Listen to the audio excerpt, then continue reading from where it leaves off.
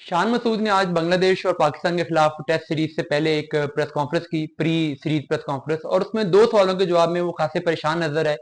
एक सवाल तो हुरैरा के बारे में था और दूसरा नसीम शाह की एक स्टेटमेंट थी, बड़ी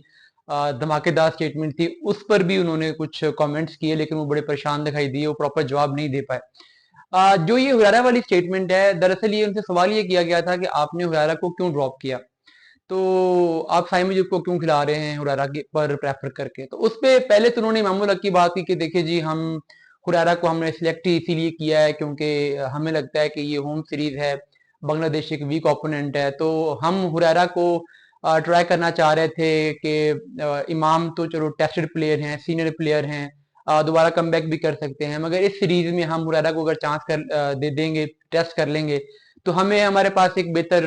बैकअप प्लान तैयार हो जाएगा। तो हमने इस सीरीज में हुरैरा को इसलिए सिलेक्ट किया था और इमाम को हमने इसलिए सिलेक्ट नहीं किया। तो यानी इमाम को ड्रॉप करने की जो पीछे वजह बताई जा रही है वो ये है कि जी हुरैरा को हम इस सीरीज में चांस देना चाह रहे थे, इसलिए हमने इमाम को ड्रॉप किया। और जब सवाल ये हुआ कि साइम अयूब को क्यों खिला रहे हैं, हुरैरा को क्यों नहीं खिला रहे, तो जवाब ये दिया कि साइम अयूब जो है वो सीनियर हैं, उनका पहला हक है, वो एक मैच ऑलरेडी खेल चुके हैं, तो एक मैच के बाद उन्हें ड्रॉप कर देना मुनासिब नहीं है। तो हम यहाँ पे उन्हें मैचेस देके, उनको प्रॉपर चांस देके फिर उसके बारे में कोई डिसीजन करना चाहते हैं। तो अगर आपने हुरैरा को नहीं खिलाना था तो फिर आपको इमाम को ड्रॉप करने की रीजन क्या थी, और जो जिस रीजन की वजह से आप इमाम को ड्रॉप करके हुरैरा की सिलेक्शन को जस्टिफाई कर रहे हो, उसी को आप खुद ही निगेट कर रहे हो साइम अयूब के मामले में।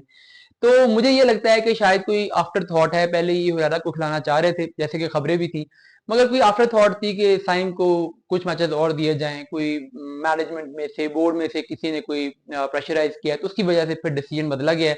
यही वजह है कि अब वो इसको आए बाएं करके घुमा के जवाब देने की कोशिश कर रहे थे, मगर उनका जवाब ये जस्टिफाई नहीं हुआ।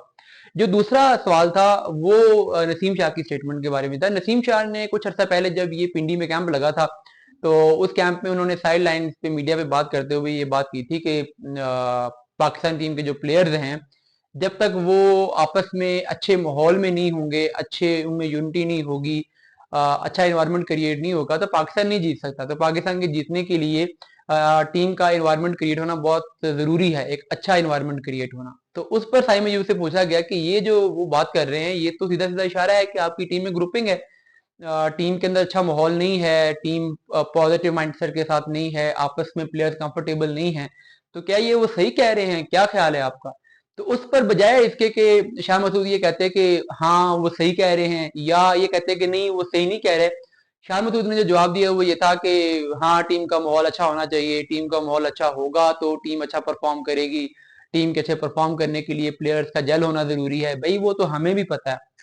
एक बंदा जो कि टीम का प्लेयर है वो ये बात कर रहा है, तो वो तो इस मकसद के लिए बात कर रहा है कि उसको एक प्रॉब्लम नजर आ रही है। आप कैप्टन हैं, आप या तो ये बताएंगे ये प्रॉब्लम है,